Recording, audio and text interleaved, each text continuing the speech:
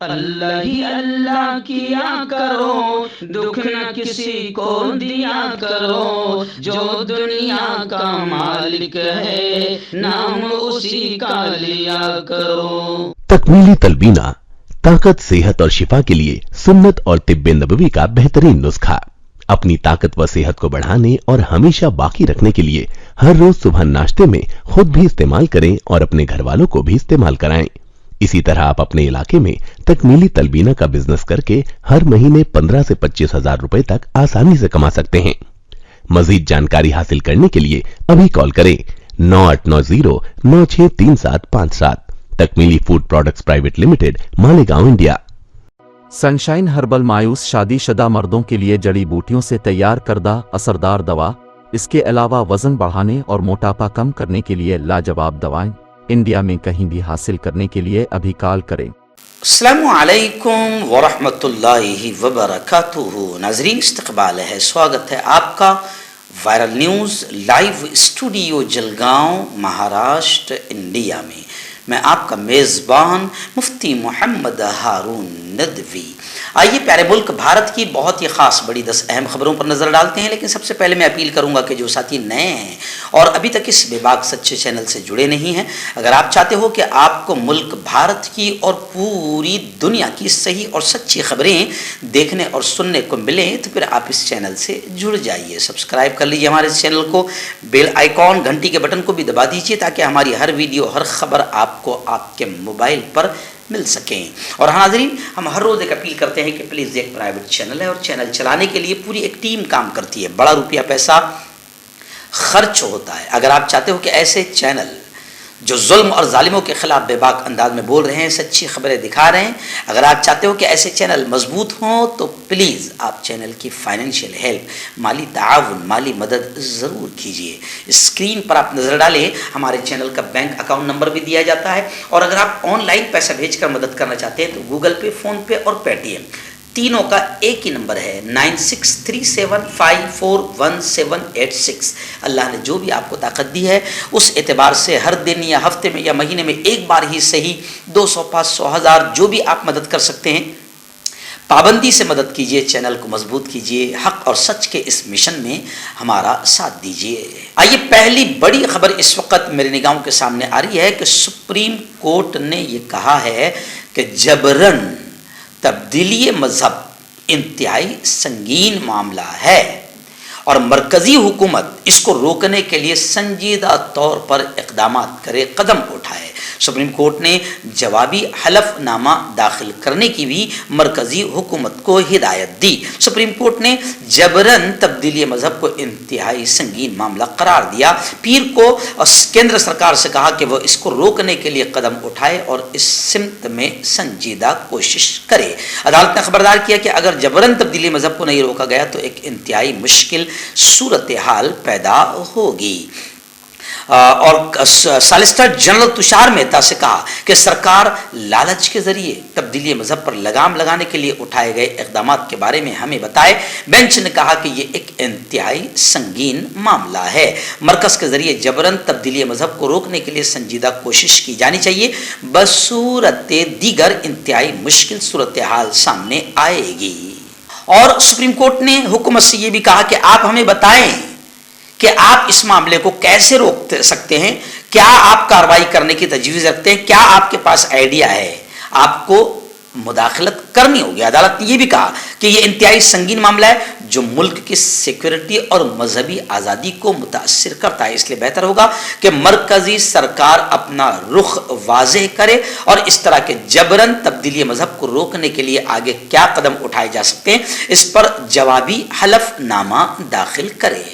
बल्कि मैं आपको बता दूं कि मुबैना तब्दीली मजहब का मामला मध्य प्रदेश से बड़ी खबर इसको लेकर सामने आई कि मध्य प्रदेश में एक मिशनरी अस्पताल के 10 लोगों के खिलाफ मुकदमा दर्ज किया गया है। कमीशन के चेयरमैन ने कल मकामी ईसाई मिशनरियों के जेर इंतजाम अस्पतालों का मुआयना किया और जांच के दौरान मुबैना तौर पर तब्दीली मजहब का मामला सामने आने के बाद कमीशन के चेयरमैन ने दमोह देहात थाने में 10 लोगों के खिलाफ मुकदमा दर्ज कराया। रियासत महाराष्ट्र के मालेगांव शहर की एक बड़ी खबर इस वक्त में निगाहों के सामने आ रही। मालेगांव से हमारे रिपोर्टर मौलाना कारी आरिफ फलाही ने बताया कि मालेगांव के मौलाना इरफान दौलत नदवी को गिरफ्तार किया गया और 14 दिनों की पुलिस तहवील में पुलिस रिमांड में दे दिया गया। रात देर गए तक उनके घर की तलाशी ली गई, मजहबी किताबें जब्त की गई और UAPA कानून का इतलाक करते हुए उन्हें गिरफ्तार किया गया। उनके घर वालों ने कहा कि मौलाना बेगुनाह हैं, उनके दिफा के लिए मिल्ली तंजीमें आगे आए, यानी उनके अहल खाना ने मिल्ली तंजीमों से मदद की गुहार लगाई है। पॉपुलर फ्रंट ऑफ इंडिया से रब्त PFI से कनेक्शन के इल्जाम में मौलाना की गिरफ्तारी अमल में आई थी, मौलाना सैफुर रहमान की गिरफ्तारी अमल में आई थी। उसी वक्त से मौलाना इरफान दौलत नदवी भी ATS की रडार पर थे। उनसे कई मरतबा पूछताछ भी की गई और गुज़िश्ता कल उन्हें हिरासत में ले लिया गया और पुलिस तहवील में 14 दिनों के लिए दे दिया गया। आइए बड़ी खबर रियासत महाराष्ट्र के मुंबई शहर से आ रही। जी हाँ, NCP के कदआवर नेता जितेंद्र औहार ने अपनी विधायकी से इस्तीफा दे दिया, असेंबली की रुकनियत से इस्तीफा दे दिया छेड़छाड़ के मुकदमे के बाद। और उन्होंने कहा कि सेकुलरिज्म और जमहूरियत का और कानून का कत्ल मर्डर में नहीं देख सकता। यानी उन्होंने साफ तौर से कहा कि इस वक्त महाराष्ट्र में भी बीजेपी सरकार आ गई और पूरी तरीके से घटिया और नीच हरकत कर रही है और अपोजिशन को दबाने और कुचलने के लिए कानून का मिसयूज और गलत और नापाक इस्तेमाल कर रही है। उन्होंने कहा कि मैं जमहूरियत का कत्ल मैं नहीं देख सकता और इस्तीफा दे दिया। मुमरा कलवा थाने में NCP कारकुनान का जबरदस्त हंगामा हुआ, जगह जगह तोड़फोड़ के वाकयात हुए, जगह जगह ट्रैफिक रोका गया, इल्जाम लगाने वाली खातून पर भी एट्रोसिटी कानून के तहत मुकदमा दर्ज किया गया। उन्होंने शिंदे और फडणवीस यानी बीजेपी हुकूमत पर सख्त तनकीद की। अजीत दादा पवार ने कहा कि माहौल खराब करने की महाराष्ट्र में कोशिश की जा रही है। सुप्रिया सूले ने कहा कि क्या औरत को गाली देना उसकी तौहीन नहीं है? औरत को गाली देना उसकी तौहीन नहीं है।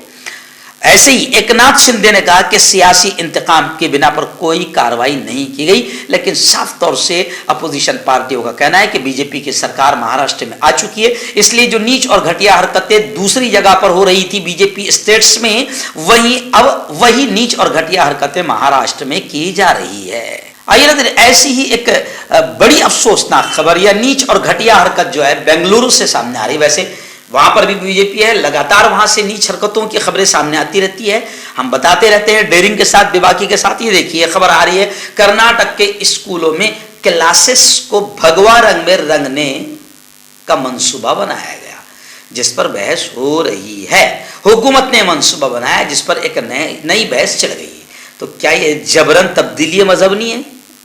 इसको भी तब्दीली मजहबी समझिए आप, कि जबरदस्ती स्कूलों में आप नीच और घटिया हरकत करके वहां भगवा रंग कर रहे हैं, वहां पर भी आप पढ़ने वाले छोटे छोटे मासूम बच्चों के दिमाग को आप खराब कर रहे हैं और उनके जहन को आतंकी बनाना चाहते हैं और नफरतें वहां पर पैदा करना चाहते हैं। तो इसको लेकर अब बाकायदा बहस शुरू हो गई है। कर्नाटक स्टेट के शिक्षण मंत्री नागेश ने पीर को कहा कि विवेका मंसूबे के तहत रियासत भर में करीब 8000 क्लासेस को भगवा रंग में रंगा जाएगा। तो लोग कह रहे हैं कि उनको अमन के रंग में रंगो, उनको एकता के रंग में रंगो, उनको भगवा रंग में रंगने से तालीम में तरक्की नहीं होगी बल्कि जहन में और आतंक आएगा आपकी नफरतों के घोलने की वजह से। क्योंकि आप भगवा रंग तो बड़ा पवित्र रंग है, मगर भगवा रंग को आपने अपवित्र बनाकर नफरतों का जहर आप घोलना चाहते हैं। कांटेक्ट कीजिए डॉक्टर जावेद से, जो कि गुप्त रोग विशेषज्ञ हैं। इसके अलावा जोड़ों का दर्द, बवासीर, शुगर गारंटी से बिल्कुल ख़त्म, गैस, तेज़ाब, लिकोरिया, लीवर, किडनी, गुर्दे में पथरी। अगर आप देश विदेश में उनसे दवाई हासिल करना चाहते हैं, स्क्रीन पर दिए गए नंबर पर कांटेक्ट करें। हर्बल राइट लाया है आपके लिए मर्दाना कुव्वत का इलाज, वो भी जड़ी बूटियों द्वारा। इसके अलावा आपके जिस्म में किसी जगह पे दर्द हो, आप हमसे दवाई हासिल कर सकते हैं देश विदेश में। स्क्रीन पर दिए गए नंबर पर कांटेक्ट करें। आइए नाज़रीन, इस वक्त रियासत गुजरात में अब इलेक्शन है, हिमाचल का हो चुका। हिमाचल में क्या बदमाशी हुई आपने कल देखा, मैंने आपको दिखाया था कि प्राइवेट गाड़ियों में EVM पकड़ी गई। यानी जो नीच हरकत करना है उसी नीच हरकत से इलेक्शन जीतना है।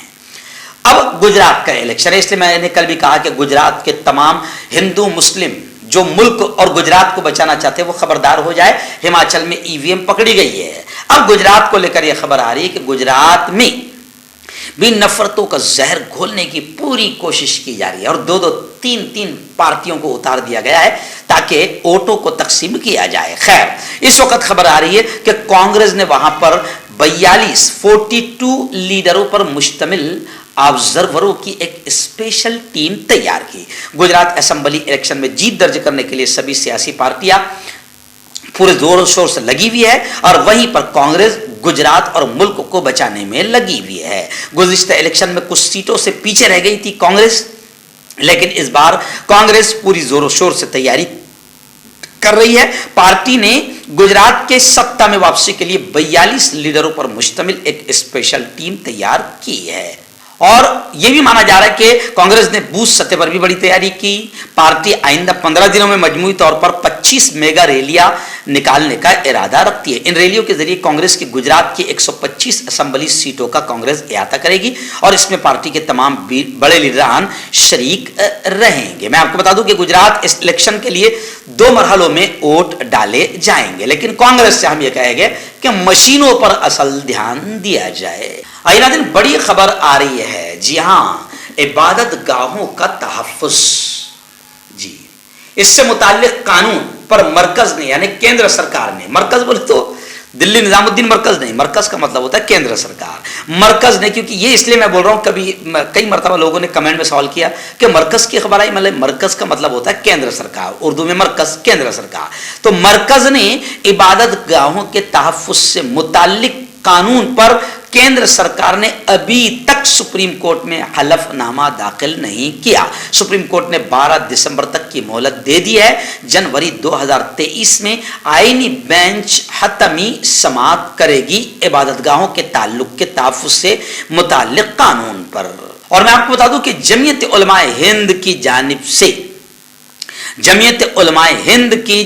से दाखिल रिट पिटीशन को अदालत ने समाअत के लिए, सुनवाई के लिए मंजूर कर लिया है, लेकिन अभी तक मरकजी हुकूमत ने, केंद्र सरकार ने उनकी पिटीशन पर भी जवाब दाखिल नहीं किया है। आइए नाज़रीन, उत्तर प्रदेश की एक बड़ी अफसोसनाक खबर आ रही है, यानी ज्ञानवापी मस्जिद। जो पैदा हुए होंगे वहां पर वो भी बचपन से देख रहे हैं कि मस्जिद है, मगर क्या करे, मुल्क में नफरतों की घटिया और नीच किस्म की राजनीति शुरू है। ज्ञानवापी को लेकर यह खबर आ रही है कि ज्ञानवापी मस्जिद अहाते में वो मुसलमान जो सैकड़ों साल से नमाज पढ़ रहे, अब उनको दाखिल ना होने दिया जाए, ऐसी अर्जी दाखिल की गई। लेकिन उस अर्जी पर 17 नवंबर को फैसला आएगा। ज्ञानवापी मस्जिद मामले में वाराणसी के सिविल फास्ट ट्रैक कोर्ट में पीर के रोज समाअत हुई है और अब इस मामले में कि ज्ञानवापी मस्जिद अहाते में भी मुसलमानों को दाखिल होने दिया जाए या नहीं दिया जाए, इस मामले में 17 नवंबर को फैसला सुनाया जाएगा। दरअसल हिंदू फरीक की तरफ से दाखिल अर्जी में 4 मुतालबात किए गए हैं, जिनमें से एक ये भी है कि ज्ञानवापी के अहाते में मुसलमानों का दाखिला ममनू करार दिया जाए, यानी मुसलमानों की एंट्री पर बैन लगाया जाए। तो खैर 17 नवंबर को अदालत इस मामले को लेकर फैसला सुनाएगी, ये अर्जी काबिल समाअत है या नहीं। आइए नाज़रीन, बड़ी अजीब खबर आ रही है। ये सरकार कितनी जालिम है और गरीबों के कातिल है, इससे भी आप अंदाजा लगा सकते हैं। IRF ने, यानी इंटरनेशनल रोड फेडरेशन ने, मरकजी वजीर केंद्र सरकार की मंत्री निर्मला सीतारमण से यह कहा कि हेलमेट पर GST हटा दिया जाए। यानी ये सरकार की बेशर्मी, बेगैरती देखिए आप कि हेलमेट, जो एक इंसान जान बचाने के लिए पहले तो बड़ा कीमती हेलमेट खरीद रहा है, उस पर हेलमेट कंपलसरी किया गया, बहुत अच्छी बात है, होना चाहिए कंपलसरी, लेकिन यह सरकार उस पर भी 18% GST लगा रही है। यानी आप ये देखें कि हर तरह से सरकार जनता को कत्ल करने में, जनता का मर्डर करने में लगी हुई है। तो IRF, इंटरनेशनल रोड फेडरेशन ने मरकजी वजीर निर्मला सीतारमण से कहा कि कम से कम हेलमेट पर से तो टैक्स हटा दीजिए, GST हटा दीजिए, लेकिन जो बेशरम सरकार बच्चों के दूध और बच्चों की कापी, कलम और पेंसिल और रबर पर टैक्स ले रही है, इस बेशरम सरकार से क्या उम्मीद की जा सकती है, ऐसा लोग कमेंट कर रहे हैं। आइए नाज़रीन, 2 दिन से आप देख रहे हैं कि बड़ी वायरल हो रही है खबर। जी हाँ, कि मुंबई के कॉल सेंटर की एक मुलाजिमा जो यहाँ सर्विस करती थी, दिल्ली में उसका कत्ल किया गया और लाश के 35 टुकड़े किए गए हैं।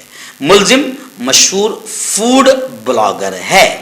दिल्ली पुलिस ने 6 माह पुराने कत्ल केस को हल करने का दावा किया और एक शख्स को मुबैना तौर पर अपने 28 साल साथी को कत्ल करने और उसकी लाश के 35 टुकड़े करके और जिस्म के आज़ा को मुख्तलिफ मकामात यानी दिल्ली के इर्द गिर्द ठिकाने लगाने के इल्ज़ाम में गिरफ्तार किया है। ओहदेदारों ने बताया कि मुलजिम की शनाख्त, बताया गया कि मुलजिम की पहचान आफ्ताब अमीन पूनावाला के तौर पर हुई है, जो एक मशहूर फूड ब्लॉगर है। मकतूल श्रद्धा 28 साल मुंबई के एक कॉल सेंटर में काम के दौरान इन दोनों की मुलाकात हुई थी। और इस वक्त बड़ी खबर मेरे निगाहों के सामने आ रही है कि बंगाल से आप जानते हैं कि ममता दीदी की पार्टी के एक मेंबर असेंबली ने प्रेसिडेंट ऑफ इंडिया सदर जमहूरिया को लेकर भद्दा कमेंट किया था, उनके पर्सनल चेहरे वगैरह को लेकर, जिस पर ममता दीदी ने खुद माफ़ी मांगी। और दूसरी खबर ये भी आ रही है कि टीट पास उम्मीदवारों में खुद ममता बनर्जी का नाम भी शामिल है। वहीं पर मैं आपको बता दूं कि हमारी प्रेसिडेंट मुर्मू ने ये कहा है, जनता से ये कहा है, जवानों से ये कहा है, सबसे गोया के कहा है कि बड़े ख्वाब देखें, आज के ख्वाब कल की हकीकत होंगे। दाद खाज खुजली का जल्द से इलाज डॉक्टर शेख नाजिम से कांटेक्ट कीजिए 8983547069 पर। जोड़ों का दर्द, पाइल्स, बवासीर, एसिडिटी, वजन का कम करना, गुर्दों और मसानों की पथरी, गुप्त रोग, बालों का झड़ना और सफेद होना, इन तमाम बीमारियों के इलाज के लिए हिंदुस्तान आयुर्वेदिक सेंटर जलगांव। जोड़ों की पुरानी से पुरानी लाइलाज तकलीफ जैसे घुटनों का दर्द, पीठ और कमर का दर्द, कंधे, गर्दन और पैरों में दर्द के लिए संधि प्लस। क्यों होता है जोड़ों में दर्द? क्यों रहती है जोड़ों में जकड़न? क्यों हो जाती है जोड़ों में सूजन? क्यों बन जाती है जोड़ों में गांठ? क्यों थम सी जाती है जिंदगी? जोड़ों की पुरानी से पुरानी लाइलाज तकलीफ जैसे घुटनों का दर्द, पीठ और कमर का दर्द, कंधे, गर्दन और पैरों में दर्द के लिए संधि प्लस प्लस एक संजीवनी बूटी की तरह है, या यूं कहे कि एक स्थायी इलाज साबित हो चुका है। लाखों लोग इसे अपना चुके हैं और दर्द पर विजय प्राप्त कर चुके हैं। जब हम नियमित रूप से संधि प्लस प्लस से मालिश करते हैं तो त्वचा इसे तुरंत ऑब्जर्व करके जोड़ों के सूक्ष्मतम अवस्था में पहुंचा देती है, जिससे जोड़ों में ब्लड का सर्कुलेशन बढ़ जाता है और जोड़ों के मांसपेशियों में मजबूती आती है। आंतरिक सूजन समाप्त हो जाती है, जिससे दर्द में आराम तो मिलता ही है, साथ ही साथ जोड़ों में नई शक्ति भी आती है। हमारे ये प्रोडक्ट ना कि किसी बाजार में मिलता है और ना ही मेडिकल शॉप पे, इसलिए इसे पाने के लिए अभी स्क्रीन के नंबरों पे कॉल करें और ऑर्डर करें।